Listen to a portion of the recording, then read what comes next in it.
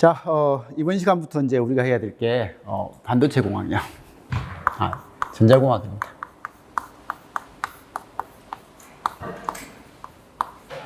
그래서 전자공학인데, 지금 4주에서 5주 정도 될 것 같거든요.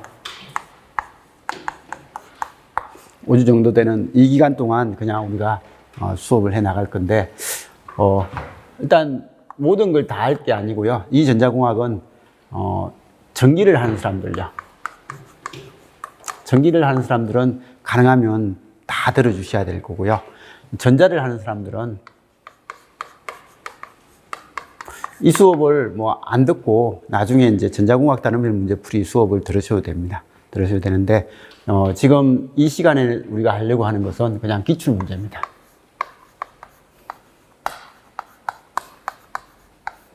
기출 문제풀이를 해 나갈 거고요. 일단 파트는 전자공학하고 똑같은데요. 반도체공학, 그 다음에 다이오드죠, 그죠? 세 번째는 TR, FET, 그 다음에 전력정폭기, 부기한정폭기, 그 다음에 이런 파트에 대해서 할 거고요. 그 다음에 네 번째는 오프앰프유.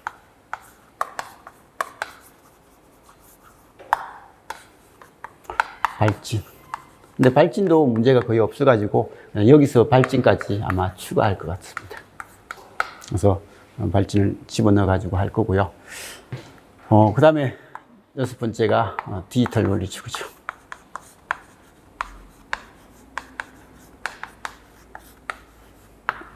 이 논리회로는 문제가 원체 많아가지고 우리 기출 문제 중에서 최고로 많은 파트잖아요. 그죠? 그래서 많아가지고 이 논리회로를 풀면서 혹시라도 이거 풀기 위해서 기초 상식이 필요하다라고 생각되는 문제가 있으면 그런 것들은 이제 주변 문제를 좀 가져와서 쓸 거고, 논리회로는 그냥 기본 기출 문제 위주로 해서 다시 재배열 정도만 하고 그냥 바로 사용을 할 겁니다.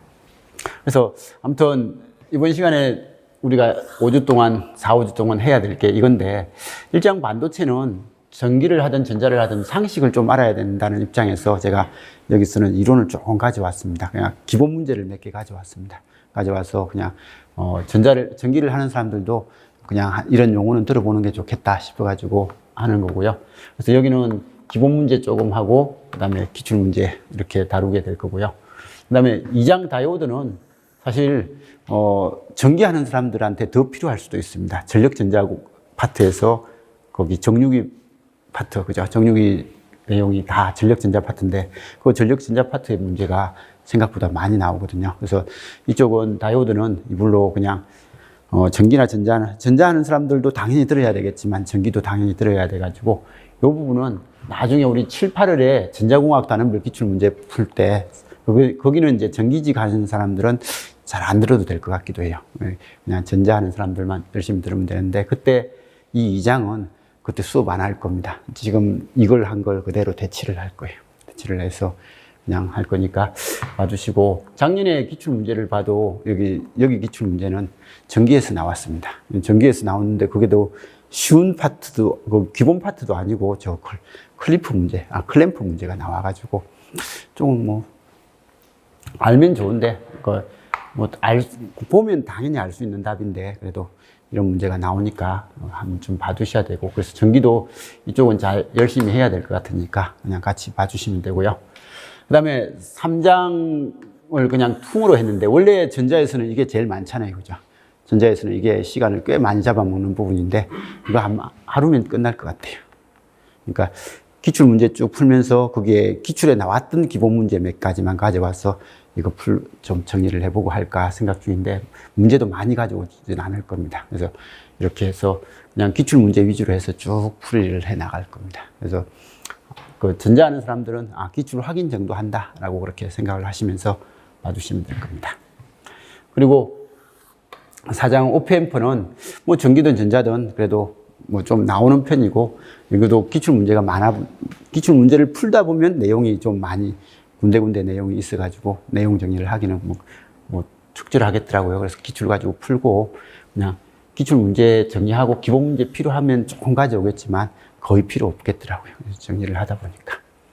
발찌는 아까 여기도 그냥 이쪽인데 이걸 배우고 보는 게 좋아서 그냥 뒤쪽에 놔뒀습니다. 뒤쪽에 놔둔 형태니까 그렇게 많지는 않고요. 그냥 전기하는 사람들은 특히 뭐 여기 발찌 문제를 볼 일은 없을 것 같습니다. 그리고 이제 아까도 말씀드린 디지털 공학은 필요하면 이론도 조금 가져오겠지만 어쨌든 지금 제가 예상하기로는 이거 하루고요. 이게 첫 번째 주는 이거 하고 뭐 다음 주에 이거 그 수요일 날 이게 좀 빨리 끝나면 앞쪽까지 정도 나갈 거고요. 그 다음 주에 해가지고 다음 주에는 이겁니다. 그래서 이렇게 해가지고 이 문제가 좀 많긴 하지만 어쨌든 좀 열심히 풀어가지고 하면 다음 주 정도에 이걸 끝내보도록 그렇게 노력을 할 겁니다. 그래서 이걸 끝내고 이걸 가지고 한 이론도 조금 정리를 할 게 있으면 하고 하면서 한 2주에서 3주 정도를 이쪽으로 수업을 할까 생각 중입니다. 그래서 아무튼 전기하는 사람들은 뭐 전자를 거기 다 보는 건 이제 지금은 의미는 없는 것 같으니까 나중에 학교 가셔가지고 사용을 하려면 미리 전자를 한번 다 보는 건 좋아요. 예, 전자를 한번 봐놓는 게 공부하시는 데는 훨씬 도움 될 수 있고 선생님이 되시고 나서는 도움이 많이 될 거예요. 근데 시험을 위해서는 그걸 다 볼 수 없으니까 전기하는 사람들은 이 정도는 보고 그리고 여유가 되면 나중에 뭐 전자 그 단어별 문제풀이 할 때 한번 수업을 같이 들어주면 더 좋을 것 같고 근데 여유가 안 되시면 그냥 이거 위주로 좀 하고 뭐 어쩔 수 없잖아요. 그냥 시험에서 우리가 나오는 것이 전기 쪽은 요즘 좀 파트가 달라져 가지고 전력하고 기기 같은 쪽에 좀 더 치중을 해야 되니까요. 그래서 아무튼 뭐 이렇게 해서 한 4에서 5주 정도 해서 수업을 마무리하게 될 겁니다. 그래서 이렇게 하고 혹시 수업에 질문하실 거? 이 교재는요. 제가 저번 주에 원래 했어야 되는데 마무리를 했어야 되는데 이게 너무 바빠가지고요. 모의고사 수업이 들어가다 보니까 그 문제 정리도 좀 해야 되고 이렇게 하다 보니까 우리 문제 만들 시간이 없더라고요. 그래서 못했는데 이번 목요일 금요일 날 정리를 하면 아마 마무리는 될 것 같기도 해요. 그래서 이 파트가 내용이 많아가지고요. 지금처럼 다음 주에도 하면 프린트가 만일에 하면 이거보다 좀 더 많을 것 같거든요. 근데 이렇게 프린트를 가지고 하는 것보다는 제본을 조그맣게 하더라도 제본을 하는 게 이게 나중에 관리하기가 수월할 것 같아가지고 제본을 할까 지금 생각 중입니다. 그래서 혹시라도 제본이 필요 없겠다라고 하면 미리 이야기해 주세요. 그러면 그냥 프린트로서 뭐 해도 크게 상관은 없을 것 같고요. 4번 정도 프린트를 내면 되니까 크게 상관없을 겁니다. 근데 이제 제 생각은 그냥 이렇게 교재 제본을 조그맣게 하는 게 좋을 것 같아요. 자, 다른 거 혹시 질문하실 건 없나요? 그러면 수업 그냥 하면 되나요? 전자는 책을 어떻게 되나요? 그러니까 그 전자하는 사람들요. 전자하는 사람들은 내용이 많아가지고 당연히 제본으로 해야죠. 작년 내용에서 약간 뺄 거 빼든지 하고 기출 문제 추가하고 뭐 이렇게 해가지고 좀 그래서 문제를 몇 개 추가하든지 뭐 그건 할 건데 거의 내용 변화는 크게 없을 겁니다. 아니 그러면 기출 문제 위주로 수업하는 거면 기출을 풀기 위한 개념도 같이 수업해 주시는 거죠? 풀면서 필요한 내용들은 정리를 하는 거죠. 문제풀이 할 때 그냥 문제만 풀고 넘기면 좀 그렇잖아요.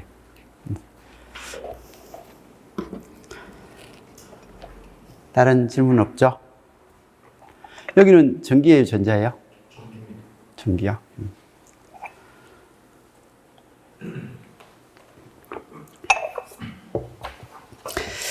자, 그러면 이거 주고.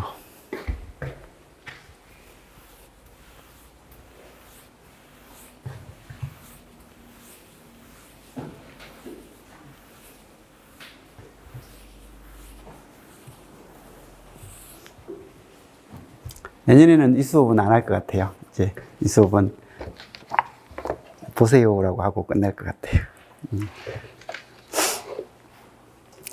다른 걸 수업을 해야 될 것 같아요. 그죠? 한 번은 이게 전기 쪽 파트를 하는 사람들이, 전자공학을 그래도 조금 해야 되는 부분이 있을 것 같아가지고, 그것 때문에 사실 이 수업을 계획을 했거든요. 처음, 커리 짤 때도. 그래서 내년에는 이제 전자만 하고, 이거는 전기하는 사람은 이거 보세요.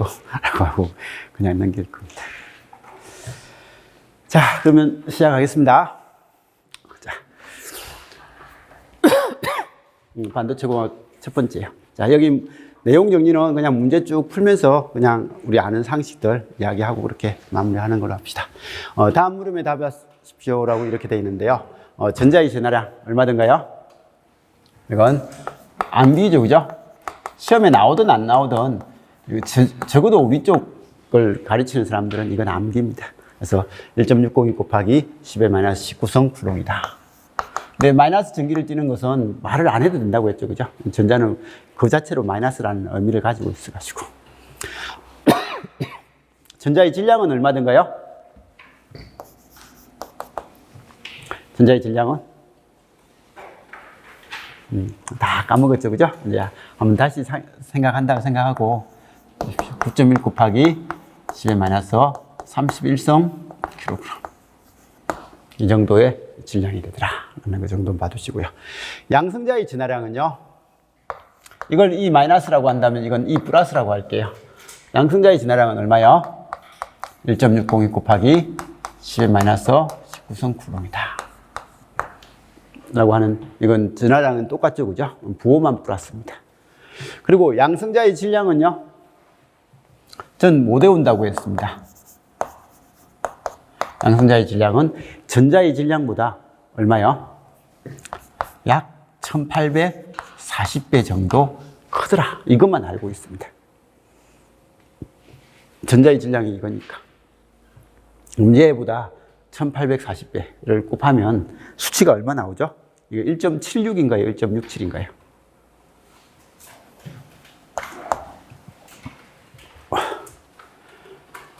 구에다가 8, 9, 72 하니까 1.67인가 봐요. 72. 그다음에 네? 67인가 봐요.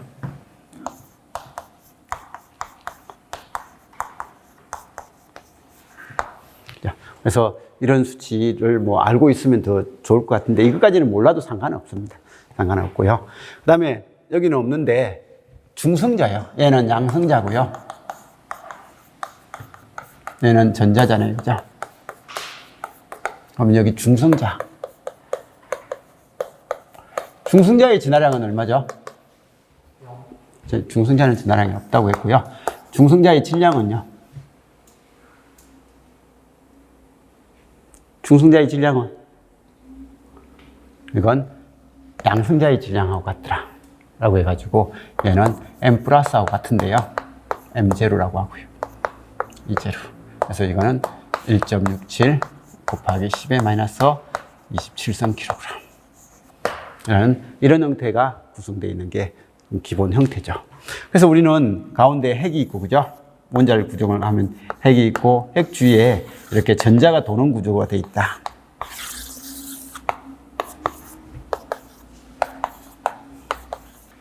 그래서 이렇게 된다. 그럼 지금처럼 이런 원자요.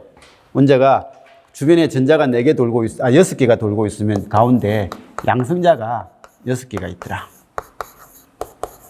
그래서 양성자만 6개 있는 게 아니라 핵에는, 그죠? 중성자도 6개가 있더라. 물론 중성자가 6개가 아니라 더 많을 수도 있습니다. 이렇게 해가지고 이런 구조더라.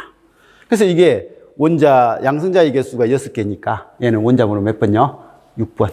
그래서 원자 번호는 이 핵에 있는 양성자의 개수로서 원자 번호가 지정되더라 라는 거고, 그때 전자도 6개, 중성자도 6개라고 해가지고, 이건 탄소고, 그죠?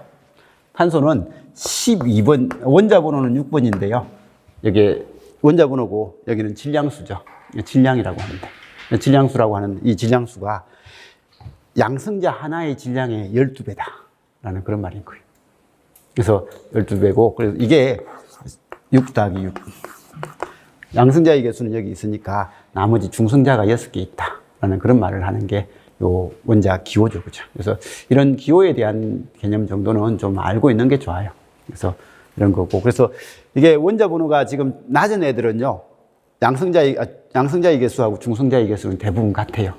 근데 이 양성자는 자기들끼리 서로 반발하려고 하는데 이 중성자가 그 반발을 하는 걸 막아주는, 그래서 하나로 뭉쳐놓는 게 핵이라는 걸 뭉쳐서 이렇게 사용하는 거잖아요. 그죠? 근데 양성자 개수가 많아지면 많아질수록 이게 반발력이 더 세지다 보니까 이게 중성자가 개수가 똑같이 있어가지고는 핵으로서 맞출 수가 없어가지고 중성자의 개수가 좀 더 많아져요. 그래서 실제로 원자 번호가 커지면 커질수록 중성자의 개수가 많아져가지고 원자 번호가 높은 애들은요, 얘보다 얘가 2배보다 좀 커요. 2배보다 크게 되는 그런 게 일반적인 형식이 됩니다. 그래서 이런 것들은 어쨌든 원자의 구조다라는 것 정도는 좀 봐주시기 바라고요. 자, 그리고 1쿨롱의 전하를 만들기 위해서 필요한 전자의 개수. 우리 전하량 Q는요. Q는 전자 하나의 전하량에다가 전자의 개수가 필요하다고 했어요.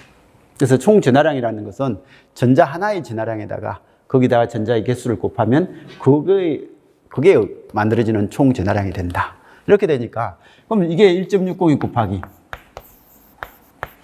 10의 마이너스 19성 곱하기 n을 한 게 이게 1쿨롱을 만들려면요. 1쿨롱을 만들려면 n이 몇 개 필요하냐라는 그런 내용이죠. 그죠? 그래서 이 Q는 n이라는 단어, 이게 반도체 공학에서는 꽤 중요한 단어입니다. 그래서 전자의 전하량은 전자의 개수의 전자가 가지고 있는 모든 물질에서의 전하량은 전자 하나가 가지고 있는 전하량에다가 개수를 곱한 그런 형태가 나온다. 이거 역시 중요한 내용이니까 알아서 좀 봐주시기 바라고요. 그래서 이 n을 구하면 얼마요?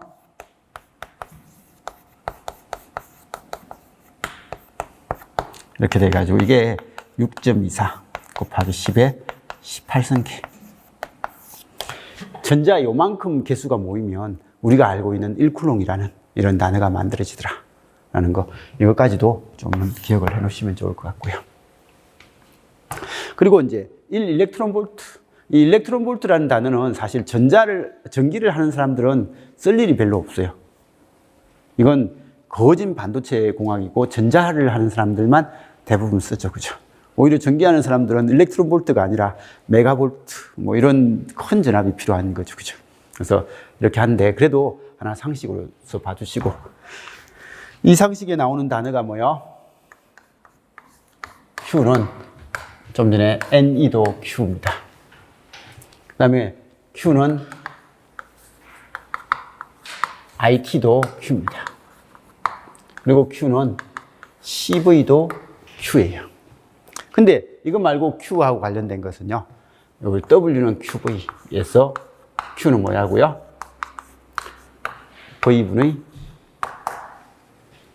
W, 뭐 이런 관계가 Q가 나오거든요. 그래서 Q를 나타내는 용어들은 거진 요 네 가지 정도에서 사용을 합니다. 거의 모든 Q는 뭐 이 네 가지 경우에서 대부분 사용되니까 Q, 전하량 관점에서 나오는 용어들은 이렇게 좀 볼 수 있어야 되고요. 그러면 여기서 지금 이제 일렉트론 볼트는 요겁니다. 그래서 요 형태로서 이 에너지죠, 그죠? 이게 단위가 줄이거든요. 여기 줄 퍼 볼트고요. 그래서 줄 퍼 볼트가 쿨롱하고 똑같은 단위인데요. 이 줄이란 단어는 1줄의 저기가 뭐예요? 라고 하면 1쿨롱의 전하를 1볼트 전이차가 생기게끔 움직여줄 때, 이동시켜줄 때 필요한 에너지입니다. 1쿨롱의 전하를 1볼트 전이차가 되게끔. 그러니까 여기서 움직였을 때 우리 저번에 전이 이야기 했잖아요. 이거 그죠? 전이가 0인 지점에서 1볼트가 되는 지점까지 이렇게 옮겼을 때 사용하는 게 1줄이죠. 그럼 10줄은 뭔데? 5줄이 뭔데? 라고 하면 5줄에 해당되는 양이 얼마만큼인데? 1쿨롱의 전하를 5볼트 차이가 나게끔, 전이차가 나게끔 이렇게 움직일 때 사용하는 에너지. 그게 5줄인 거예요. 근데 전자 하나를 그러면 전자의 전하량이 얼마요? 전자가 1.602 곱하기 10-19성 쿨롱인 거예요. 이 전자를 전이차가 1V가 나게끔 전자 하나를 움직였을 때, 움직여가지고 전이차가 1V가 나는 지점까지 움직일 때 사용한 일은 얼마냐? 라고 하면 전자 하나의 전하량이 이거고 1V가 이거니까 얘는 1.602 곱하기 10의 -19성 곱하기 1V 해가지고 나오는 게 1.602 곱하기 10의 -19성 줄이 되는 거예요. 이것까지는 그냥 쓸만해요. 근데 전자 하나를요, 역시 전자 하나를 5.4V가 되게끔, 그러니까 여기 있는 전위가 0인 지점에서 전자 하나를 움직여가지고 이전까지 움직였는데 여기 거기 전압이 5.4V가 된대요. 이 점이 5.4V가 보면, 그럼 내가 이 전자를 여기까지 움직일 때 한 일은 얼마냐? 라고 하니까 1.602 곱하기 10의 -19성 곱하기 5.4 하면 쓸 수는 있겠지만 이게 수치를 만들어 놓고 보면요, 엄청 지저분한 수치가 나오죠. 그죠? 그래서 이렇게 지저분한 수치가 나오니까 이 수치를 조금 더 보기 편하게 해보자 라고 해가지고 전자를 다루는 사람들은 전자 하나의 진화량을 1.602 곱하기 10의 -19성 풀롱이 아니라 그냥 1, 2.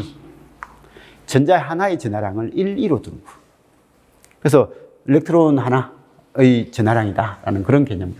그럼 여기서 1, 2를 1V 차이가 나게끔 움직인 에너지 하니까 그냥 1, 2 곱하기 1V 해서 1 일렉트론 볼트. 이렇게 해가지고 전자 하나를 1V 전이차가 나게끔 움직인 에너지량 하니까 1 일렉트론 볼트고, 이 1 일렉트론 볼트하고 같은 물리량은 이거죠. 그죠? 전자 하나를 1V 전이차가 되게끔 움직였으니까. 그래서 1 일렉트론 볼트라는 에너지하고 똑같은 에너지는 요 에너지인 거예요. 그럼 좀 전에 전자 하나를 5.4V까지 움직일 때 사용한 에너지는 얼만데? 라고 하면 1, 2 곱하기 5.4V 하니까 5.4 일렉트론 볼트. 이렇게 딱 보면, 아, 이건 전자 하나를 5.4V 전이차가 생기게끔 그렇게 움직인 에너지구나 라고 이 결과 수치를 보면 얘보다는요, 얘 수치 뭐 30 얼마, 8.9, 9점 얼마 나오는 이런 수치보다는 훨씬 보기가 편한 수치가 되더라는 거예요. 그래서 우리는 그냥 요 수치를 써서 사용하는 게, 전자를 다루는 학문에서는 에너지는 다 이걸 씁니다. 이렇게 써야만 전자는요, 이 전자를 요만큼 움직일 때 2.3 일렉트론 볼트를 사용한다 라고 하면 이 점과 이 점 사이의 전이차가 2.3V다 라고 그렇게 바로 이야기할 수 있는 거예요. 그래서 전자에서 에너지 이야기할 때 항상 이런 관점을 이야기를 하더라라는 것 정도는 좀 봐주시고요. 그래서 1 일렉트론 볼트에 해당되는 에너지는요 라고 하면 이건 몇 줄이냐라는 그런 말이거든요. 그래서 여기는 1.602 곱하기 10의 -19성 줄이다 라는 이런 이야기를 하는 거죠. 그죠? 아이고. 여기 있네. 아까 꽂는다는 걸. 자, 아무튼 이런 형태다라는 것 정도는 봐두시기 바랍니다. 1 일렉트론 볼트 정의 쓰라. 이제 쓸 수 있겠죠, 그죠? 그래서 1 일렉트론 볼트는 전자 하나를 1V의 전이차가 생기게끔 생기게끔 움직였을 때 그때 사용한 에너지. 그 에너지를 1 일렉트론 볼트라고 하고, 실제로 줄로 표현하면 1.602 곱하기 10의 -19성 줄이다. 자, 전자하고 양성자의 성질에 대한 설명이다. 역시 옳고 그름을 한번 표시해봐라. 양성자는 플러스, 전자는 마이너스 전기를 가지며 같은 종류의 전기는 플러스끼리는 서로 반발하죠. 흡입하는 게 아니라 반발을 하고, 다른 종류의 전기는 플러스 마이너스는 흡입하더라. 그래서 1번은 틀렸네요. 그죠? 전자의 질량은 9.1 곱하기 10의 -31성 kg이고, 양성자는 전자보다 약 1840배 무겁더라. 그 1840배 무거운 게 아까 1.67 곱하기 10의 -27성이라고 합니다. 자, 한 개의 전자하고 양성자가 가지는 전기량의 절대값은요, 1.602 곱하기 10의 -19성 쿨롱이고요. 원자 핵을 떠나서 물질 안에 자유로이 움직이는 전자를 우리가 이제 지금부터 이야기하는 자유전자라는 이야기를 쓸 겁니다. 그래서 우리 전자는요, 원자에서의 전자는 항상 이야기했지만 두 종류죠. 그죠? 여기에 놀고 있는 전자. 이 전자는 핵에 대한 구속력을 가진, 그죠? 핵에 의해서 구속력을 가진 전자입니다. 이런 전자는 무슨 전자? 이 전자 이름은? 아니, 이 사람이요? 이 전자 이름은? 핵에 대한 구속력을 가졌다고 해서 구속전자. 그래서 궤도를 띠고 있다. 궤도전자. 뭐 이런 이야기를 쓰는 거죠. 그죠? 그래서 이런 전자는 궤도전자고 구속전자입니다. 근데 이 구속전자는 분명히 핵과의 그 결합력에 의해서 서로 당기는 힘 때문에 여기 궤도를 돌고 있는데요. 내가 외부에서 에너지를 가해가지고, 그죠? 이 전자를 떼내버리면, 즉, 핵에 대한 구속력을 잃어버린 전자. 그래서 핵에 대한 구속력을 잃어버린 전자가 되고, 그럼 이렇게 된 이 전자를 우리는 무슨 전자라고 부르고요? 이걸 우리는 자유전자다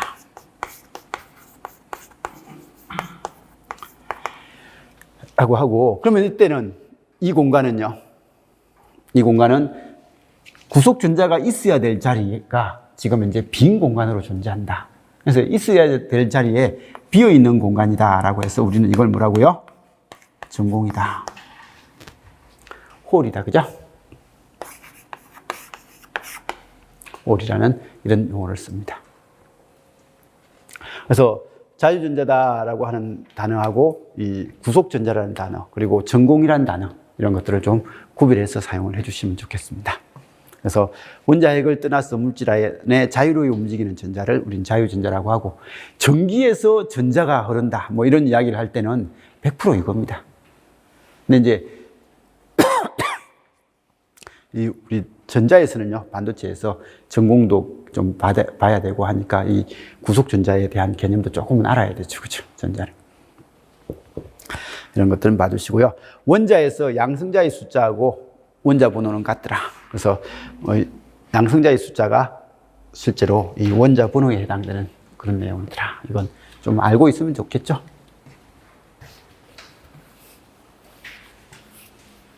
자, 그래서 첫 번째는 내용이 그냥 아주 단순한 내용이었는데요. 이제 두 번째는 조금은 이제 어려운 내용입니다. 어려운 주제가 나왔습니다.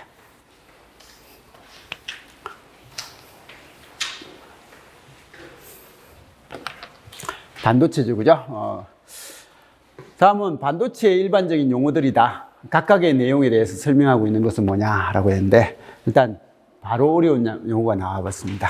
페르미 준위. 페르미 준위가 작년에 기출문제인가요? 기출문제 답이, 전자집 기출문제 답이 아마 페르미 준위였던 것 같아요. 그래서 페르미 준위가 검지대의 중앙에 위치하여 자유전자하고 전공의 농도가 같은 반도체, 이걸 우리는 진성 반도체다라고 합니다. 내용은 좀 이따 설명할게요. 진성 반도체다.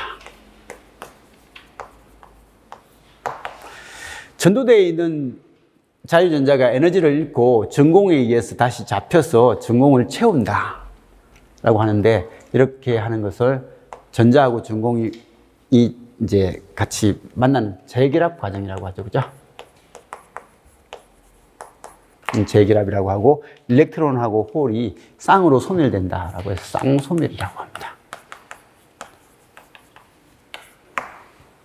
쌍소멸이라고 하고, 그 다음에 열 생성률은요, 이 재결합은 기호가 R이죠, 보통. R로서 이렇게 하는데, 열 생성률은요, 아까 전에 이거요. 이 궤도에서, 궤도 전자가 이렇게 있는데, 외부에서 에너지를 가하면요, 이 에너지를 가하면 전자가 뛰쳐나간다고 했어요. 그러면 뛰쳐나가면 전공도 하나 만들어지고 전자도 하나 만들어지더라. 이런 게 이제 쌍생성이죠.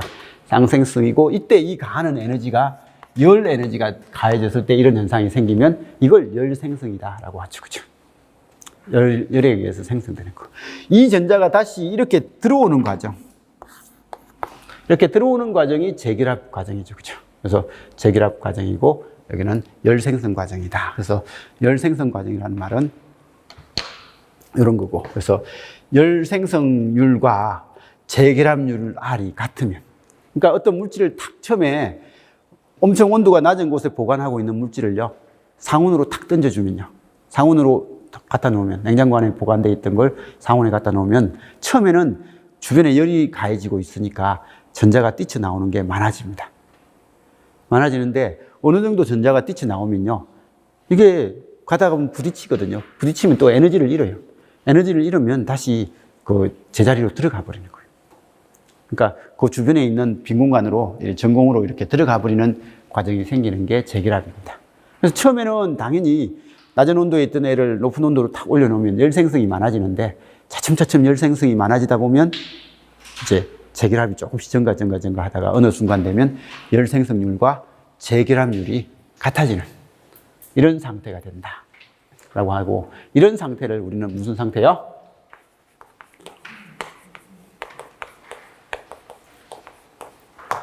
이 물질에서 열평형 상태다라고 그렇게 이야기를 합니다.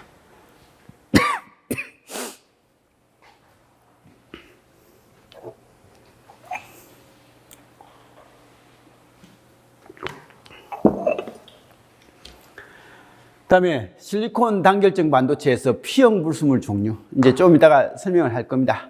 자, P형 불순물 종류는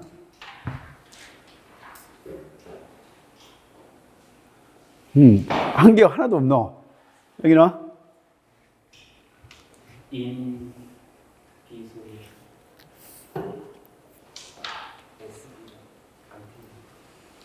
그건 P형이 아니라 N형 같은데요. 자, 여기 전자, 저기요. P형 불순물 종류. 웃기고 그냥 웃어버려? 네? 안 들려요? 좀 크게 이야기해줘. 붕소, 알루미늄. 자, 뒤에는 게르마늄. 자, 실리콘 단결적 반도체에서 P형 불순물 종류, P형에 사용되는 것이요. 붕소, 알루미늄, 갈륨, 인디움. 자, 그래서 이렇게 하고 제가 외울 때는 부활가인 해가지고 이렇게 외웠다고 했고요. 그 다음에 실리콘 단결적 반도체에서 N형 불순물의 종류. N형 불순물의 종류는 뭐야?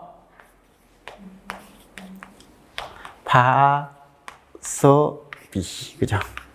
끝말잇기, 영어로 끝말잇기, 뭐, P는 그냥 쓰고, A로 시작해서 S로 끝나면 S로 시작해서 B로 끝나고, B로 시작해서 이렇게 한다. 그래서 이런 식으로 끝말잇기라는 리듬으로서 파서비, 이렇게 저는 외웠습니다.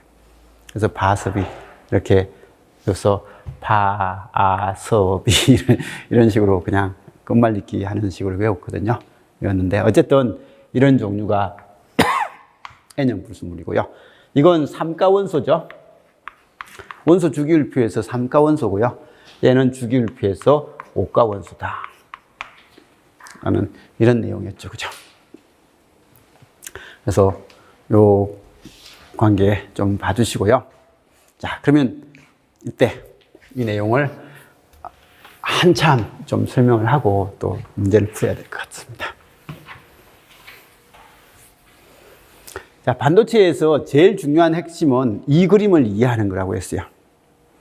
이 그림을 이해하는데 이 그림이 뭔데요? 라고 하면 이 그림을 에너지 대의 구조로 이해를 해보려고 노력을 하는 게 중요하다고 했어요. 지금 여기에 있는 이 전자, 그리고 여기 있는 이 전자, 그리고 이 자유전자. 세 개의 전자가 있는데 이 전자의 에너지가 어딘데? 라고 했을 때 우리는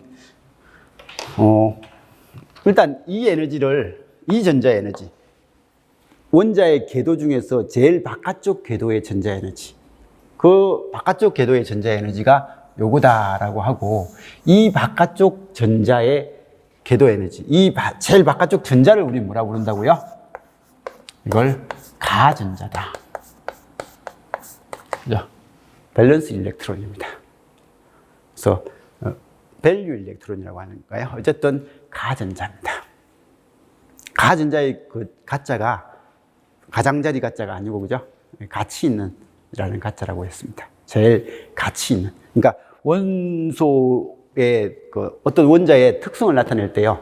안쪽에 있는 전자들은 원자의 특성하고는 별로 상관이 없어요. 근데 제일 바깥쪽 전자가 한 개냐, 두 개냐, 세 개냐 이런 것들 때문에 그 원자의 특성이 다 달라지게 되거든요. 그래서 가장 가치 있는 전자가 제일 바깥쪽에 있는 전자예요. 그래서 제일 바깥쪽에 있는 전자고, 그래서 우리는 이 제일 바깥쪽에 있는 전자가 가지는 에너지대를 가전자대라고 하죠. 가전자대라고 하고, EV, 밸런스 밴드라는 그런 단어. 그죠? 그리고, 그럼 이 전자를 떨어져 나오면요. 떨어져 나온 전자는 여기서 외부에서 에너지를 가해야만 떨어져 나오니까 이 전자보다는 에너지가 약간 높은 쪽에 존재해요. 그래서 이 전자보다는 조금 높은 쪽에 존재하니까 이 전자의 에너지대를 여기라고 한다면요. 이건 최외곽 전자고, 그죠? 전자가 가지는 에너지대고, 이 전자는 자유전자의 에너지대라고 했어요. 자유전자가 가지는 에너지대를 우리는 뭐라고 부른다고요? 이건 암기해야 될 단어입니다. 특히 전자하는 사람들은요. 전기하는 사람들은 뭐 전도대, 가전자대 용어만 알아놓으면 됩니다. 근데 전자를 하는 사람들은 이 용어 자체를 암기해야 됩니다. 그래서 요거고, 그리고 이것도 작년 우리 기출인가요? 전자하는 사람들의 기출. 전도대하고 가전자대 사이에 이 에너지 간격. 이걸 뭐라고 부르고요? 우리는 이걸 에너지 밴드 갭이다. 그죠? 에너지 밴드 갭이다. 라고 그렇게 이야기를 합니다. 그래서 이 에너지 밴드 갭이 크냐, 에너지 밴드 갭이 작냐에 따라서 이게 크다. 무슨 말이에요? 이게 크다. 에너지 밴드 갭이 크다. 제일 바깥쪽에 있는 전자를 내가 에너지를 가해서 떼내기가 쉽다, 어렵다. 좀 잘 안 떨어져 나온다. 그죠? 에너지 밴드 갭이 작다. 아주 쉽게 떨어져 나온다. 라고 해가지고, 이게 쉽게 떨어져 나오면 이게 금속 같은 물질이 될 가능성이 많은 거고요. 잘 안 떨어져 나오면 이게 절연체 같은 물질이 되기 쉬운 물질이라는 거죠. 그래서 이건 이 에너지 밴드 갭이 얼마냐가 원자를 나타낼 때, 그 원소의 특성을 나타낼 때 아주 중요한 기능이죠. 그죠? 그래서 이런 것들 좀 봐주시고요. 그럼 이제 얘는요. 여기 있는 전자는 핵의 구속력이 더 심하기 때문에 이걸 자유전자를 떼내기에는 더 많은 에너지가 들 거잖아요. 그죠? 그래서 여기에 에너지가 한 5밖에 안 든다면 이 에너지를 떼내기는 더 큰 에너지가 들 거니까 얘보다 훨씬 낮은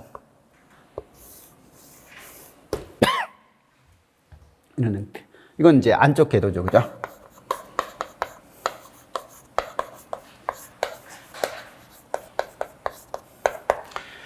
그냥 이런 안쪽 궤도 전자가 가지는 에너지대고요. 이쪽에서는 거의 대부분 전자가 꽉 차 있어가지고 꽉 차 있는 에너지대는 그냥 충만대라고 해요. 그래서 충만대다라고 그렇게 이야기를 하는 에너지대가 있습니다. 그래서 에너지대 분류에서는 이런 전자가 들어갈 수 있는 에너지대라고 해가지고 이 세 곳, 이런 곳들에 지금 요런 곳, 요거 이런 형태의 에너지 영역을 우리는 전자가 들어갈 수 있는 에너지 영역 해가지고 이걸 허용대라고도 해요. 허용대라고 하고, 그리고 이 사이는 전자가 들어갈 수 없는 에너지대잖아요. 그죠? 전자가 들어갈 수 없는 에너지를 금지대다 라고 그렇게 이야기를 하고요. 그래서 허용대, 금지대라는 이런 단어를 쓰기도 합니다. 근데 이제 이 허용대 중에서 이쪽 특히 이 최외곽 전자가 가질 수 있는 에너지대를 가전자대라고 하고, 자유전자가 가지는 에너지대를 전도대라고 그렇게 이야기하더라. 그리고 그 안쪽 궤도에서는 전자가 꽉 차 있어가지고 충만대라고 그렇게 이야기를 하더라. 그런 이야기를 쓰더라라는 거. 일단 에너지대 구조를 한번 좀 봐두셔야 되고요. 이때 그러면 우리가 쓰는 반도체를, 이것도 안 했네요. 자, 그리고 이제 이 에너지 영역. 이 에너지에서 전자가, 여기 있는 전자가 요렇게 올라가요. 올라가는 게 여기 궤도에 있는 전자가 에너지를 받아서 이렇게 올라가는 거예요. 올라가면 여기 전자가 만들어지죠. 그죠? 만들어지고, 그럼 여기에 전자가 만들어지면 여기는 빈 공간이 만들어진다고 했는데 여기에 빈 공간이 만들어지는 거예요. 그래서 여기에 만들어진 빈 공간을 좀 전에 뭐라고요? 전공이라고 불렀고요. 홀이라고 불렀고, 여기에 만들어진 전자를 자유전자라고 그렇게 이야기했죠.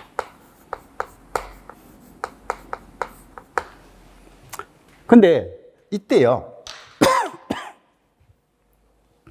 여기에 엄청 센 에너지를 가하면요. 엄청 센 에너지를 가하면 이 전자가 그냥 뛰쳐나오는 게 아니라 지금 이제 얘는요. 이게 물체라고 하면 그 물체 내부에 전자가 존재하는 거예요.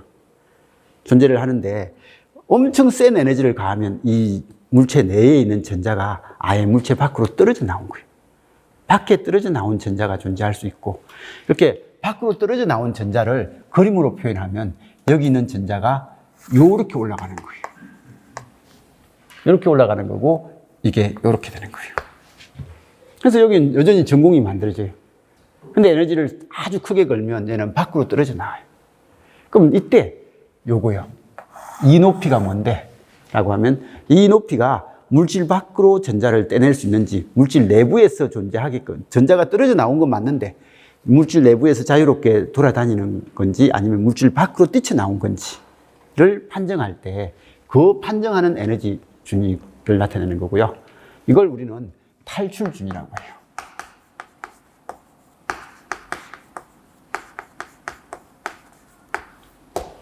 탈출 준위라고 하고요.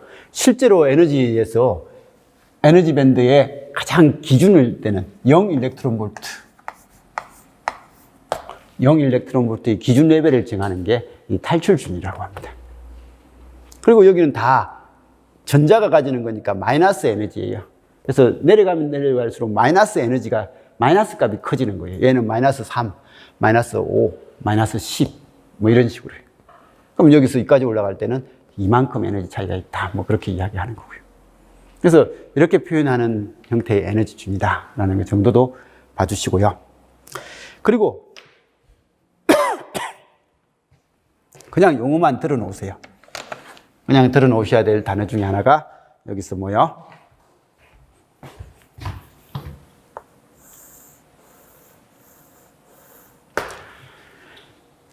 여기에는 전자가 올라가야만 존재하고요. 여기는 전자가 엄청 많아요. 그죠? 궤도 전자니까 여기는 엄청 많고 여기는 거의 없어요. 이때 전자가 몇 개 올라가면 여긴 전공이 이제 생기고 여기 전자가 생겨요. 이때 이 에너지 준위, 그냥 임의의 그 가상의 에너지 준위가 하나 있는데 이 에너지 준위를 우리는 EF라고 하고요. 이 EF가 페르미 준위라고 해요. 페르미 준위라고 하고, 이 페르미 준위가 전자가 존재할 확률이 실제 존재하는 게 아니라 존재 확률입니다. 확률이 2분의 1이 되는 에너지 준위다 라고 그렇게 이야기를 합니다. 그래서 전자의 존재 확률이 2분의 1이 되는 에너지 준위, 그런 에너지 준위를 페르미 준위다 라고 하는 용어가 하나 있습니다. 그리고 이 페르미 준위하고요, 탈출 준위의 사이의 에너지 준위, 이만큼의 에너지 준위를, 준위의 그 간격을 이 파이라고 표현하면서 이걸 1함수라고 해요. 워크 펑션이다 라고 그렇게 이야기하는데 1함수. 뭐 이렇게 제가 수업하면서는 1함수다 이렇게 이야기를 할 건데 실제로는 1함수입니다. 즉 이걸 일을 해가지고 전자를 밖으로 뛰쳐내게끔 하는 일을 한다라는, 필요한 일의 최소함수다 라고 하는 1함수라는 용어를 씁니다. 그래서 원자에서는 이 그림을 일단 이해를 해 주셔야 됩니다. 에너지 준위 관계에서 이런 그림이 이해가 돼야만 문제를 풀 때, 뭐 문제를 풀는지 이해하는 데 있어서는 좀 수월하게 됩니다. 그래서 여기에 특히 중요한 게 가전자대. 가전자대가 이 궤도 전자가 가지는 에너지 준위, 제일 바깥쪽 궤도, 그리고 이게 떨어져 나오면 자유전자, 그리고 가전자대하고 자유전자 사이의 에너지 간격을 우리는 에너지 밴드 갭이다 라고 그렇게 이야기를 하더라. 이런 용어 정도는 좀 봐주시고요. 그러면 이제 이런 원자 중에서 우리는 사가원소예요.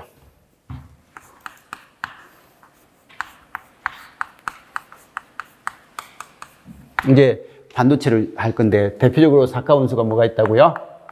실리콘하고 저마늄 같은 게 있죠, 그죠? 그래서 저마늄 같은 걸 많이 쓰고요. 그리고 삼가원소예요. 원소 주기율표에서 삼가원소에 아까 전에 뭐요? 궁소, 알루미늄, 갈륨, 인디움 같은 거, 그죠? 그리고 옥가원소.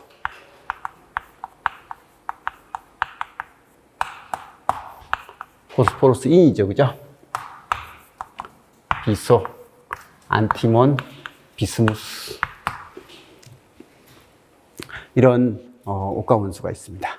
삼가원소, 사가원소, 옥가원소가 뭐라고요? 얘는 최외곽 전자에 있는 전자의 개수예요. 그래서 최외곽 전자에 있는 전자의 개수가 3개다. 삼가원소. 4개다. 사가원소다. 5개다. 옥가원소죠, 그죠? 그래서 원소 주기율표를 한번 좀 참고를 하시면서 뭐 알고 계셔야 됩니다. 자, 그리고 이제 우리가 다루는 게 반도체예요. 반도체의 정의는 뭐예요? 라고 하면 저항률이, 그죠? 도체는 10의 -7성, 8성, 9성 뭐 이렇게 나오고요. 부도체는 저항률이 10의 10성 뭐 그 정도로 커요. 큰데 반도체는 저항률이 10의 -4성보다는 작고, -7성보다는 크고, 10의 10성보다는 작은 뭐 어느 범위에 있는 형태의 저항률을 가지는 물질. 그게 이제 반도체예요. 예, 일반적으로 반도체의 정의는 도체보다는 저항이 좀 크고 부도체보다는 저항이 좀 작은 물질. 그게 반도체인데, 근데 우리가 쓰는 이제 반도체에서는 그냥 단지 그게 아니라, 그죠? 진성 반도체.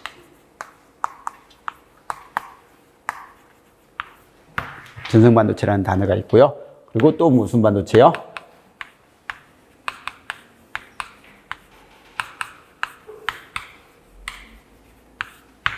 불순물 반도체. 이렇게 있고. 그럼 불순물 반도체는 또 2종류가 있다. 하나는 뭐요? P형 반도체. 포지티브형 반도체라고 하죠, 그죠? 또 하나는 네거티브형.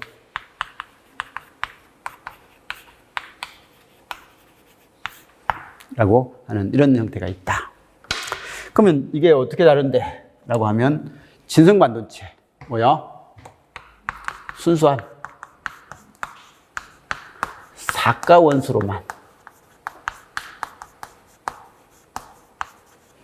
사가원소로만 구성된 물질, 그런 물질은 진성 반도체라고 그렇게 이야기하는 거예요.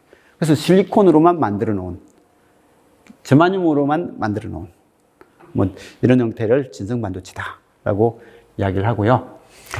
P형 반도체. 그리고 제가 수업하면서 뭐 이걸 게르마늄이라고도 읽고 그렇게 할 건데요. 가능하면 저마늄이라고 그렇게 좀 읽어주시기 바랍니다. 제가 그렇게 해도. 저는 학교 다니면서 게르마늄이라고 너무 많이 배워가지고 여전히 게르마늄이라는 용어를 쓰거든요. 근데 실제로적으로 요즘 많이 쓰는 용어는 게르마늄이 아니라 저마늄이라고 그렇게 이야기를 하거든요. 그래서 저마늄이다라고 그렇게 좀 써주시면 좋을 것 같아요. 자, 이 P형 반도체는 사가에다가 뭐요? 사가에다가 삼가 불순물요. 삼가를 첨가하는 거예요. 그리고 N형 반도체는요, 사가인 실리콘이나 저마늄에 옥가 원소를 첨가한 거예요. 근데 첨가를 했는데, 봐요. 여기에 물건이 담겨 있어요. 근데 물건이 하나만 있으면 이게 순수한 진성입니다. 근데 물건이 이렇게 담겨 있어요. 이쪽은 좀 많고, 이렇게 좀 적어요. 이렇게 담겨 있고, 이렇게 담겨 있다. 이게 작고 이게 많다. 이렇게 되면 이건 두 물질이 섞여 있는 거지, 불순물이라는 단어를 쓸 만한 건 아니에요. 우리 불순물이라는 단어를 쓸 때는요, 요렇게 있는 물질 중에서 요만큼만 어떤 다른 물질이고 나머지는 다 동일한 물질이면 이건 이 다른 물질이 이게 불순물이 되는 거죠. 그죠? 근데 이 물질 중에서 요만큼이고 요만큼이면 이게 불순물이다? 세력이 너무 크기 때문에 불순물이라고 함부로 이야기하기는 좀 그렇잖아요. 그죠? 그래서 그러니까 사실 실제 반도체 중에서 우리 시험에는 안 나오지만 이런 반도체가 있어요.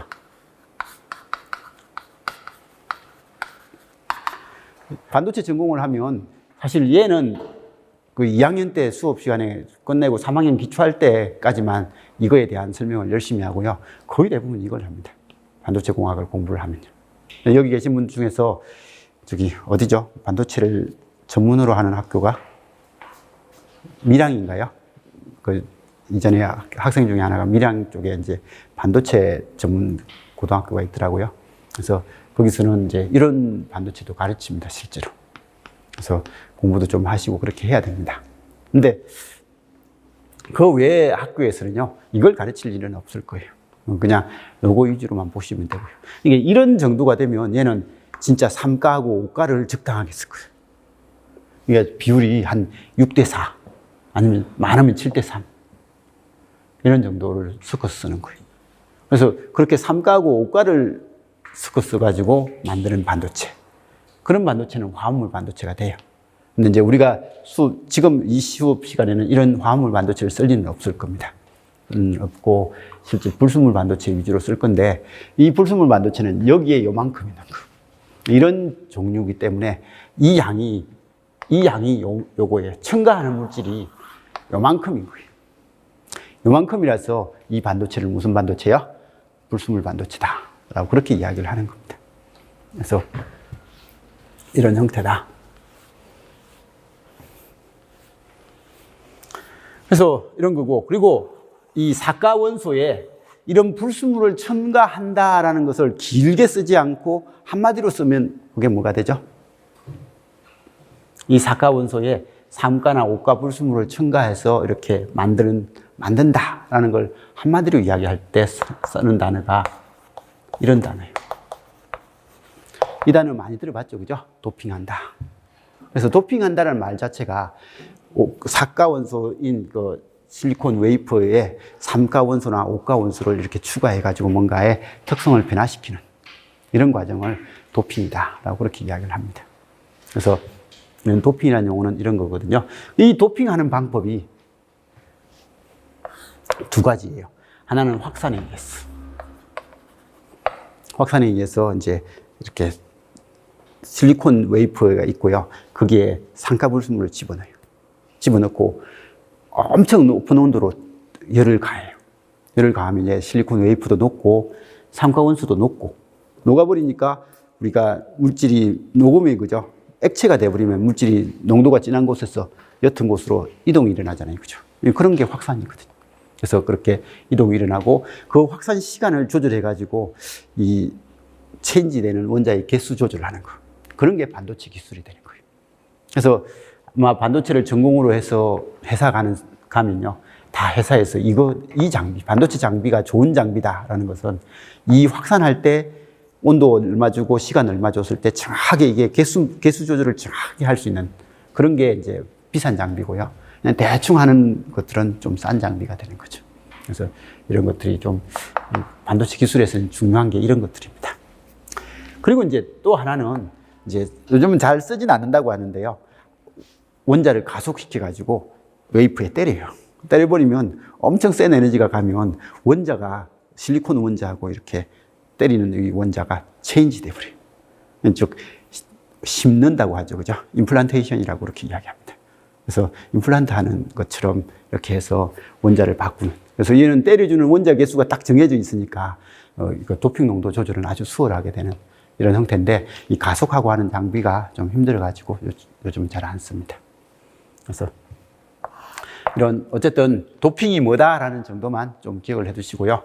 자, 그러면 여기서 우리는 진성 반도체에 대해서 한번 보고, 그 다음에 P형 반도체, N형 반도체. 오늘은 어쨌든 이 이야기는 한 번쯤은 짚고 넘어가야만 이제 전체적인 내용 정리를 할 수 있으니까 한 번은 봐야 될 겁니다. 그리고 이 부분까지만 전기하는 사람들은 상식으로만 좀 듣는다 생각하고 좀 봐주시면 됩니다. 1장은 그냥 전기하는 사람들은 상식입니다. 전자하는 사람들은 시험 주제가 요즘 맨날 나와요.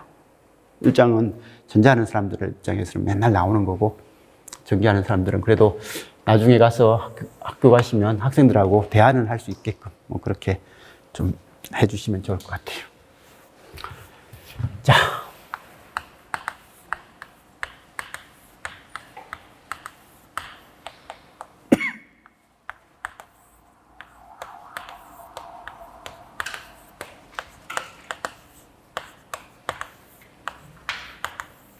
이런 실리콘 원자는 최외곽 전자가 4개다. 그래서 4개라서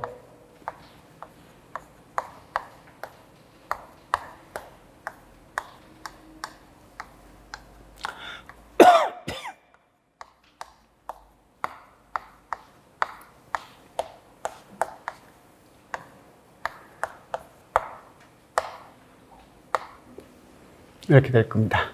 그래서 최외곽 전자가 4개면 자연계의 모든 물질은 최외곽 전자가 8개가 되는 게 가장 안정된 상태다 라고 해가지고 서로 4개다 보니까 4개가 있으니까 하나씩 서로 주고받아 가지고, 그죠? 하나씩 주고받아서 꼭 자기가 몇 개인 것처럼요, 자기가 8개인 것처럼 결합되어 있는 이런 구조. 이 구조가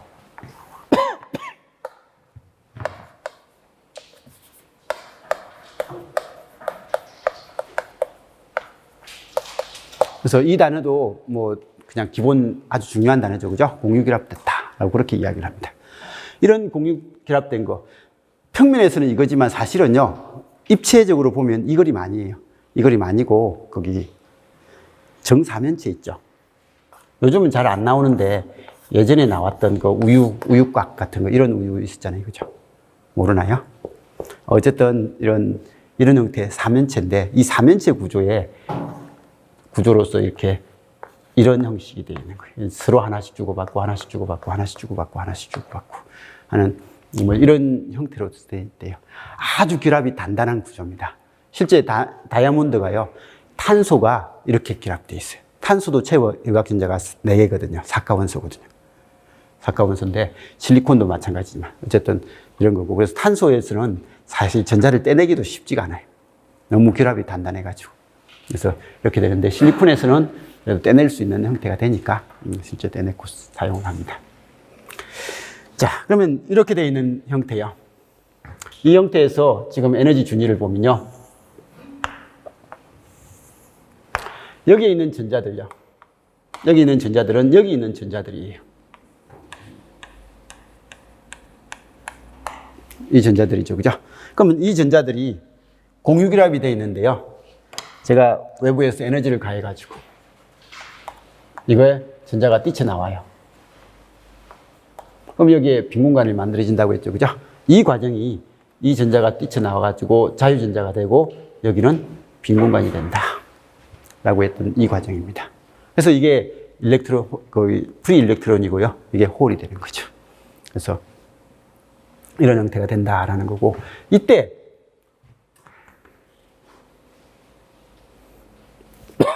우리는 굳이 알 필요는 없는데 이 실리콘 덩어리를 가로 세로 높이 1m, 1cm 이 큐빅으로 만들면요, 주사위 같은 이런 큐빅 형태를 만들면 여기에 들어가는 이 원자요, 실리콘 원자의 개수가 10의 몇 성요? 10의 몇 성? 이건 한 23성. 이 정도 된대. 22성에서 24성 사이인데, 어쨌든 한 23성이라고 합시다. 22, 뭐 곱하기 22성 뭐 이렇게 나오는데요. 어쨌든 엄청 많아요. 엄청 많은데, 보통 상온에서요, 이렇게 만들어 놓고 상온에서 온도를, 상온이라는 게 27도잖아요. 그죠? 27도 정도의 온도를 딱 가해지면 이 온도에 의해서 여기 떨어져 나와요. 이 떨어져 나오는 개수가 몇 개인데? 라고 하면 이 개수가 1.5 곱하기 10의 10성기.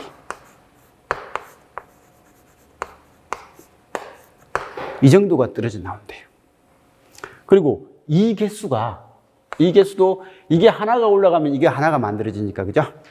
1.5 곱하기 10의 10성기고요. 그리고 이거의 농도를 우리는 NI라고 할 거예요. 진성일 때 전자의 농도. 이거의 농도가 뭔데? 라고 하면 앞으로 PI라는 용어를 쓸 겁니다. 진성일 때, 지금 진성, 순수한 실리콘 반도체일 때 전공의 농도예요. 상온에서 전공의 농도입니다. 그래서 이렇게 되고, 이거 개수는 몇 개예요? 최외곽 전자의 개수는 몇 개예요? 이 최외곽 전자의 개수는 하나의 원자의 최외곽 전자는 4개 있어요. 근데 원자의 개수가 이 정도 있다고 했죠. 이 정도 있으니까 4 곱하기 이거, 그죠? 4 곱하기 이거니까 이거 개수는 꽤 많아요. 꽤 많은 것 중에서 실제로 상온에서 이 전자가 올라가는 이 개수가 한 이 정도 된대요. 그래서 이 정도 만들어지는 애가 진성반도체다 라는 이런 형태고요. 그리고 이게 어느 정도 올라가면요, 처음에는 낮은 온도에서 탁 하면 올라가는 애가 많을 거예요, 분명히. 그래서 이렇게 올라가는 과정을 한마디로 아까 전에 뭐라 불렀고요? 열생성 과정이라고 했잖아요, 그죠? 열생성 과정인 스몰 제너레이션 G였거든요. 그러면 올라가고 나면 이제 얘들이 돌아다녀요. 올라가서 끝이 아니라 멈춰 있는 게 아니라 올라가서 움직이고 있거든요. 움직이다 보면 얘들끼리도 부딪힐 수도 있고 또 다른 돌고 있는 전자하고도 부딪힐 수도 있고 해가지고 에너지를 또 잃을 수도 있어요. 그럼 에너지를 잃으면 얘들은 다시 어떻게 된다고요? 다시 이렇게 떨어지게 되는 거예요. 그래서 이렇게 올라가는 과정을 열생성이라고 했으면 이 떨어지는 과정요. 에너지를 잃고 떨어질 때는 얘도 사라져 버리고 얘도 들어가 버리면 홀도 없어져 버리죠. 그죠? 이런 과정을 재결합이라고 하고요.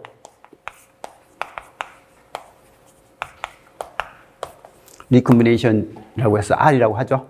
그래서 처음에는 G하고 R 중에서 누가 크다고요? 당연히 G가 많아져요.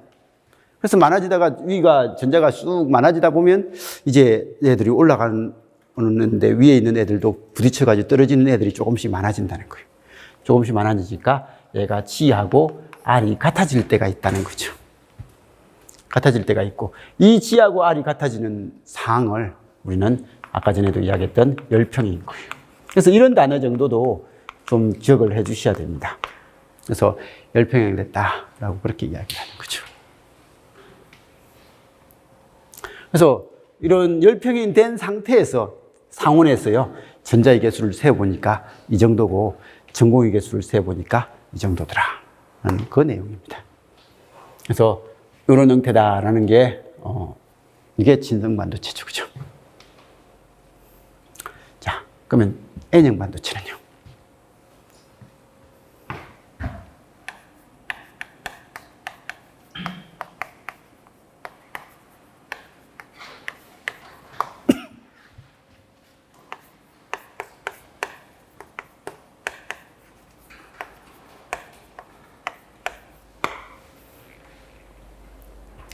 N형 반도체는 아까 전에도 이야기했듯이 실리콘 웨이프가 있을 때 이 실리콘 덩어리가 있습니다.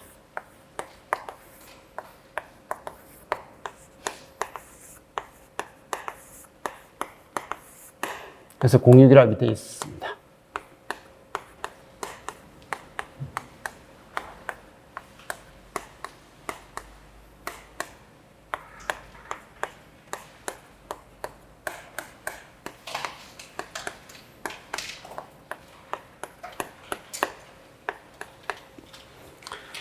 이렇게 되어 있는데 아까 전에 도핑 과정을 통했어요. 확산이라든지 아니면 임플란테이션이라는 그 과정을 이용해서 디퓨전하고 임플란테이션 둘 중에 하나를 이용해서 얘를 먼저 N형이니까 이거네요. 그죠? 오가운수. 오가운수가 지금 이제 이거죠. 이런 게 오가운수라고 하죠. 그래서 오가운수가 되더라. 그러면 이 오가운수 중에서 많이 쓰는 게 알세나이드니까 알세나이드를 원자를 바꾸는 거예요. 대치를 시켜버린 거예요. 이 원자 체인지를 하는 과정이 도핑 과정인 거예요. 그래서 도핑이라는 것은 이걸 체인지하는 과정을 이야기한다 라고 그렇게 좀 봐주시면 됩니다. 그러면 이게 체인지되면 알세나이드는 최외곽 전자가 몇 개라고요? 이건 오가 원소이기 때문에 5개잖아요. 그죠? 5개니까 여기 하나, 여기 하나, 여기 하나, 여기 하나. 이건 공유결합을 하기 위해서 사용하는 전자예요. 근데 4개를 내주고도 하나가 남아요. 하나가 남으니까 여기에 하나가 남는 전자가 있다. 라는 이런 상태가 되는 게 옥가불수물을 투입했을 때 나타나는 현상입니다. 그래서 이렇게 되고 이 옥가불수물을 투입을 해서 이게 남으니까 이 전자가 중요한 역할을 하게 되는 거예요. 이건 지금 현재는 궤도에 머물러 있어요. 궤도에 머물러 있는데 공유결합을 하고 나니까 8개가 안정된 상태인데, 그죠? 얘가 안정되고도 하나가 추가됐으니까 이 전자는 약간 안정 상태를 벗어나는 거다. 그래서 우리는 이 전자는 약간 안정 상태를 벗어날 수 있는 부분의 전자더라라는 정도는 생각할 수 있을 것 같고요. 그래서 우리는 8개가 안정 상태인데 8개보다 하나 더 많은 이 전자를, 이 제5 전자를 과잉 전자라고 해요.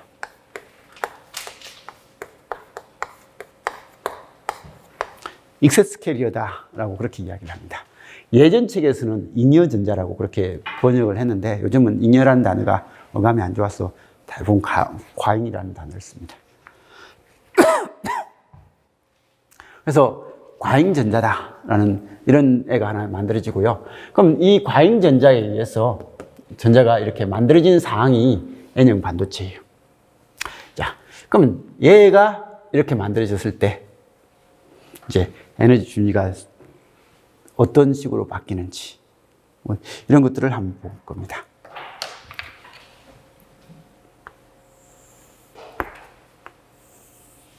역시 여기 있는 전자들 많아요.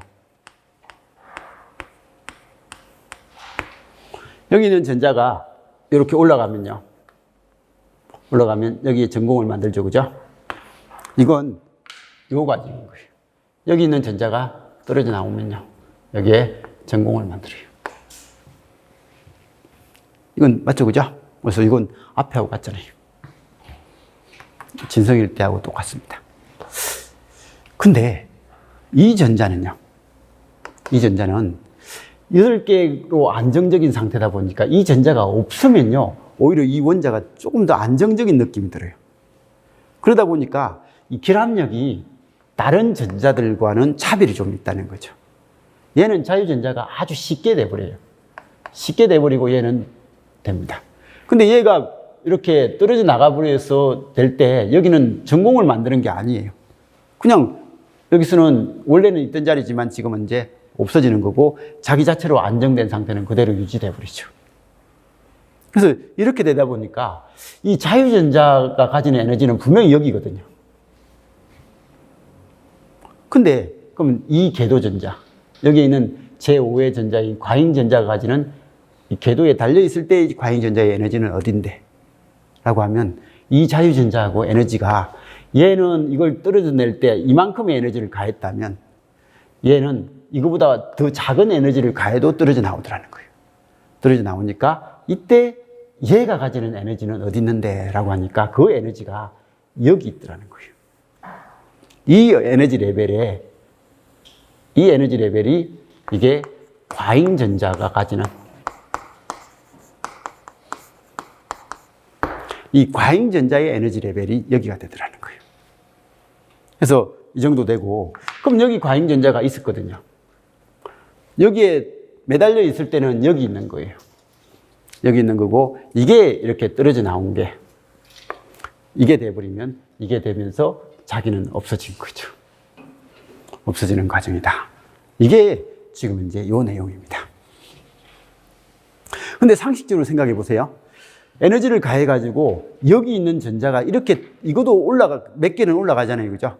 이게 몇 개로 올라갈 정도의 에너지라면 여기 있는 전자는 당연히 그냥 올라가 버리겠죠. 그죠? 그래서 이 궤도전자, 체외곽전자가 올라갈 정도라면 과잉전자는 그냥 다 올라가 버려요. 자, 그럼 이때 아까 전에 이렇게 생긴 물질에서 1세제곱센치당 원자의 개수가 몇 개라고요? 원자의 개수는 한 10에 23승계, 22승계에서 23승계 정도 돼요. 그리고 상온에서 자유전자가 올라가는 개수는 이게 10에 10승계 정도 된다고 했어요. 근데 이 도핑 농도요. 이 오가 불순물의 도핑 농도가 얼만데? 라고 하면 1세제곱센치당 10의 16승계고요. 많으면 10의 18승계. 아주 많으면 한 10의 19승이나 20승계 정도까지도 올라갑니다. 도핑 농도가 이만큼이라는 거예요.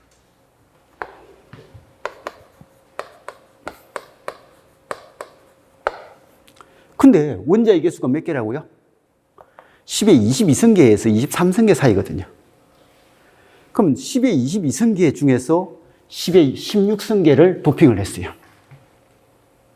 그러니까 이 개수만 세어보면 꽤 많은 건데, 그죠? 꽤 많은 건데, 전체가 10의 23승계 중에서, 22승계 중에서 10의 16승계를 도핑했다. 동그라미 6개 차이예요. 다른 말로 하면 100만 개 중에 한 개 한 거예요. 그죠? 이거 도핑을 원자 100만 개 중에 하나당 하나 정도를 이걸 체인지가 된 거예요. 100만 개 중에 한 개니까 도핑 농도 입장에서 보면 아주 작은 거잖아요. 그죠? 아주 작으니까 이 도핑이 어떤 도핑이 된다고요? 이 불순물이다라는 거죠. 화합물이 아니고. 그래서 화합물이 아니라 이게 불순물이다라고 하는 이유는 이 개수 때문에 이야기한 거예요. 그래서 이런 개수가 당연히 이 정도의 수준은 불순물이다라고 하는 거죠. 그래서 이렇게 되는 거고. 그럼 이제 이때 이 원자는요. 이 원자를 하나를 놓으면 이 전자가 하나가 생겨요. 이 원자가 좀 전에 이만큼 들어간다고 했죠. 1세제곱센치당. 이만큼 들어가면 여기 있는 전자의 개수도 몇 개 들어간다고요? 이만큼 들어가요.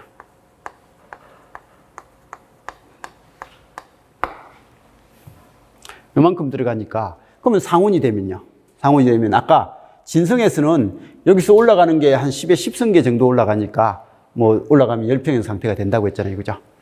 근데 여기는요. 여기는 상온이 되면 여기에 있는 이 전자가 10의 16승계예요. 10의 16승계는 다 올라가 버려요. 다 올라가 버리니까 여기에 10의 16승계의 전자가 이렇게 매달려 있다는 거예요. 그러다 보니까 여기는 아까 전에 개수가 10의 10승계니까 이 떨어지는 거하고 올라가는 게 딱 균형을 이루면 열평형 상태가 된다고 했는데 여기서는 열평이 될 때는요. 이 개수가 엄청 더 많으니까 떨어진 애가 상대적으로 더 많겠죠. 그죠? 많아지니까 여기 올라가는 이 개수는요. 이 개수는 여기 개수보다 상대적으로 더 작아지는 거예요. 이게 왜냐하면 위에 전자가 많으니까 부딪혀서 떨어지는 애들이 많아가지고요. 그래서 실제적으로 얘 전자의 개수는 줄어들어요. 전공의 개수는 줄어들고 이 전자는 아주 많은 이런 상태를 만들더라. 라고 해가지고 이 전자가 아주 많은 상태로서 만들어지는 반도체. 전자는 정기적으로 무슨 성질을 띠죠? 마이너스 전기를 띠잖아요. 그죠? 그래서 마이너스 전기를 띠니까 전자가 아주 많이 생기는 반도체. 마이너스 전기가 아주 많이 생기는 반도체. 그래서 이건 네거티브형 반도체라는 그런 이야기를 쓰는 거죠. 그래서 이런 형태를 쓰더라라는 것 정도는 좀 볼 수 있었으면 좋겠습니다. 그래서 N형 반도체는 이거다. 그리고 이 과잉전자가 가지는 에너지대.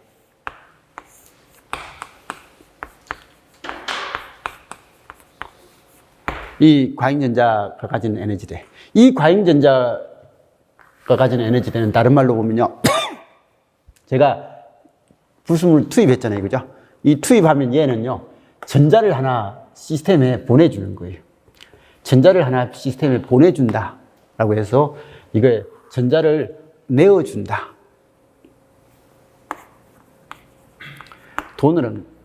돈이라고 하나요?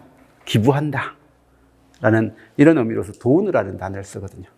그래서 얘는 이 전도대에 전자를 하나 내줘가지고 전류가 잘 흐르게끔 그렇게 구성하는 형태다. 라고 해서 이걸 돈이라고 하고, 그래서 이 옥가불순물을요. 이 옥가불순물을 통칭해서 그냥 돈이라고 합니다. 그래서 돈이다라고 그렇게 이야기를 하는데 이건 시스템에 전자를 하나 내준다. 그리고 그러면 이 에너지 레벨을 뭐라고 부를 건데? 라고 하면 이걸 ED라고 하고 돈의 준이다. 라고 그렇게 이야기를 하고요. 그러면 실제적으로 여기 있는 전자의 개수 몇 개예요? 라고 하면 여기서 10의 16성계가 올라갔으니까 얘는 10의 16성 더하기 알파죠. 여기는 원래는 10의 10성계 정도 됐는데 실제로 여기는 여기가 많으니까 떨어지는 게 많아가지고 10의 10성이 아니라 10의 10성보다 줄어든다고 했고요. 그래서 여기는 알파 개수인데 이 알파 개수는 10의 10성보다 작아진다라는 그런 정도로 좀 봐주시기 바라고요. 그럼 여기 개수는 거의 뭐요? 10의 10성이겠죠? 10의 16성이겠죠? 10의 16성 더하기 이게 10의 10성도 안 되는 값이니까 이런 형태가 되는 게 이게 N형 반도체가 되더라 하는 것 정도는 좀 봐주시기 바랍니다. 자, 그 다음 나오는 거 뭐요? P형 반도체. P형 반도체까지만 하고 싶시다. 조금 이것만 정의를 하고 싶게. 개념은 똑같아요.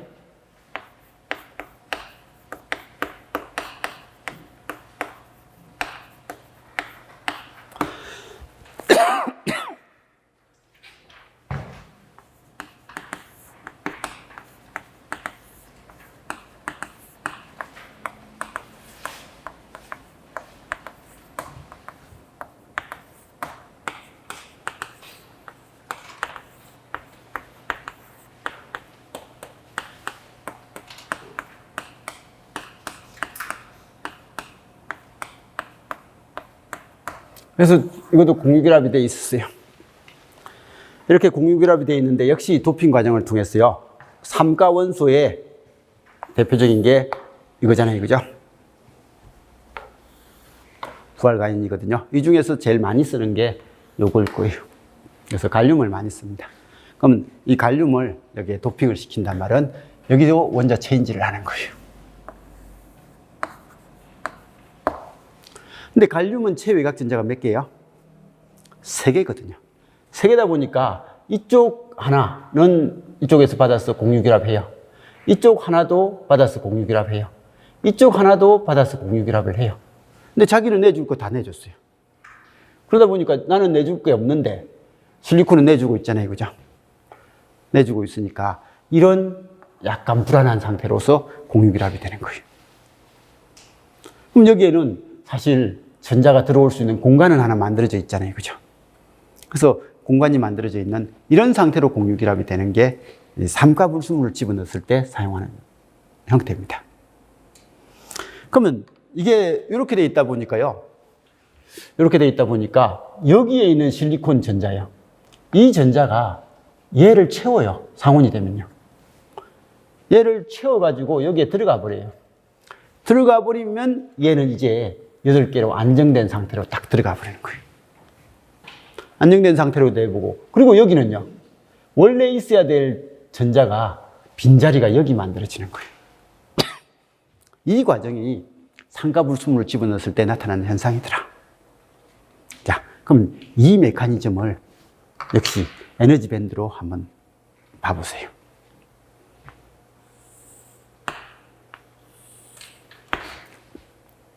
여기 전자 엄청 많아요. 이건 다 여기 있는 전자들이죠. 그죠? 그리고 이 전자가 역시 떨어져 에너지를 받아서 올라가요. 그럼 자기는 전공이 되고 하는 이 과정은 이 전자가 밖으로 자유전자가 되고 빈 공간이 생기는 이 과정입니다. 그죠? 이 과정은 똑같아요. 진성이든 뭐 N형이든 P형이든. 근데 이거 봐보세요. 여기서는 여기 있는 전자가 이렇게 떨어져 나가려면요. 그냥 밖으로 떨어져 나가서 전공을 만들 때는 이만큼의 에너지가 필요하거든요. 이만큼의 에너지가 있어야만 밖으로 나가서 전공이 돼요. 자유전자가 얘는 자유전자가 되고 전공이 돼요. 근데 여기에 있는 빈 공간은요. 사실 여기 있는 전자는 여기 있는 전자하고 어떤 전자예요? 이 전자나 이 전자는 같은 전자죠. 같은 전자니까 이 전자도 여기 존재하고요. 이 전자도 여기 존재해요. 여기 존재하는 애인데, 근데 이 전자하고 이 전자도 이제 이게 만약에 여기 들어오면 얘들도 에너지가 어떻게 되겠어요? 이것도 실리콘이고 여기도 실리콘하고 같이 공유결합이 되는 거니까 이 전자나 이 전자는 좀 비슷한 전자일 거잖아요. 그죠? 그러다 보니까 여기 빈 공간의 에너지 레벨이 이 에너지 레벨과 비슷하더라는 거예요. 비슷한 형태가 되고, 그래서 여기에 이 에너지, 이 빈 공간의 에너지 레벨은 여기 있습니다. 실제로 여기 있습니다. 여기 있어가지고 여기에 빈 공간을 만들어 놓은 거예요. 이 빈 공간이 여기 있는 빈 공간이고요. 그러면 상온에서 얘가 이렇게 떨어져 나갈 정도의 에너지라면 여기 있는 전자가 이렇게 들어오는 것은 아주 자연스럽게 들어올 거예요. 그죠? 그럼 들어올 거니까 얘를 채우면 여기 빈 공간이 만들어지는 이 과정은요. 여기 있는 전자가 얘를 채우고 얘는 이제 꽉 차버리고 여기로 빈 공간이 되는 거예요. 이런 과정이 되더라. 이게 P형 반도체에서 일어나는 현상입니다. 그래서 이런 현상이 되고, 그러면 여기서 여기에 있는 원자, 그죠? 이것도 도핑 농도가 똑같거든요. 10의 16승에서 10의 17성, 18성, 뭐 이렇게 되는 거니까, 여기에 있는 이 도핑 원자 하나를 채우면 빈 공간이 하나가 만들어질 거니까, 이 만들어진 빈 공간은요, 10의 16승에서 10의 17승이 되는 거예요. 그래서 7승이 되고, 그러면 여기 있는 전자들이 얘를 채워가지고 여기에 빈 공간을 만드는 이 개수도 몇 개가 된다고요? 이 개수도 10의 16승에서 10의 17승이 되고 얘는 꽉 차겠죠. 그죠? 꽉 차서 이렇게 된다. 이런 상황이 만들어지는 게, 그러니까 여기 빈 공간이 시스템에서 만들어지게끔 하고 얘는 꽉 차서 안정되게끔 해서 자기 안정 상태를 딱 누려버리고 실리콘에는 빈 공간이 만들어진 상태가 되게끔 그렇게 만들어주는 개념이 이거라는 거죠. 그러면 역시 얘 개수가 10의 16승계예요. 그럼 여기 있는 전공의 개수는 몇 개냐? 라고 하니까 얘는 10의 16승계, 얘 다 올라가서 채우면 10의 16승계죠. 그리고 간간히 이렇게 올라갈 수 있으니까 플러스 알파. 여기도 알파. 이렇게 되겠죠. 근데 이 알파의 개수, 아까 진성일 때는 여기가 다 전자고, 그래서 열받아서 올라가는 것들이 뭐 적당하게 많이 있었어요. 근데 여기는, 여기가 빈 공간이 많아요. 빈 공간이 많으니까 올라갈 수 있는 전자가, 이까지 올라갈 수 있는 전자가 생각보다 적어요. 적으니까 여기 있는 이 개수도 10의 10승계가 안 돼요. 10의 10승보다 더 작은 값을 가지는 거죠. 알파 값은. 그래서 실제로 이렇게 되더라라는 정도도 좀 봐두시기 바랍니다. 그래서 이게 P형 반도체고요. 그럼 이 P형 반도체는 도핑을 함으로 해서 어떤 현상이 일어나냐? 라고 하니까 여기 있는 전자를 하나 받아들여 가지고 안정화돼 버리고 시스템에 전공이 하나 만들어지게끔 하더라. 그럼 시스템에 전공이 많아지니까 전자가 마이너스 전기라고 한다면요. 전공은 상대적으로 플러스라고 해요. 그래서 이 시스템에는 플러스 전기가 많은 반도체 형식이 된다라고 해서 이걸 파지티브형 반도체다라고 일단 부르고요. 그리고 이 원자는 아까 전에 이 원자는 시스템에 전자를 하나 내어줬잖아요. 그죠? 내어줬는데 반해서 이 원자는 시스템에 있는 전자를 자기 쪽으로 하나 받아들여 가지고 전공이 되게끔 하니까 얘를 도우느라고 했으면 얘는 뭐라고 부르겠다고요? 얘는 받아들인다 라고 해서 accept라는 단어를 쓰는 거죠. 그래서 이 상가 불순물을 통칭해서 accept라고 해요. 오가 불순물을 통칭해서는 도우느라고 이야기를 했는데 상가 불순물은 accept라는 단어를 씁니다. 그리고 그러면 이 준위를 뭐라고 부를 건데 라고 하는데 이걸 이 빈 공간이 하나 만들어서 되는 이 준위를 EA accept 준위다 라고 그렇게 이야기를 하는 거고요. 그래서 accept 준위, 도우너 준위라는 단어 좀 기억을 해 놓으시면 좋을 것 같습니다. 이게 반도체에서 나타나는 현상입니다. 여기서 이제 페르미 준위를 조금 설명해야 되는데 페르미 준위를 조금만 쉬었다 할게요. 일단 이 과정까지를 반도체에서 좀 고민을 하면서 한번 봐주시기 바랍니다. 좀만 쉬었다 할게요.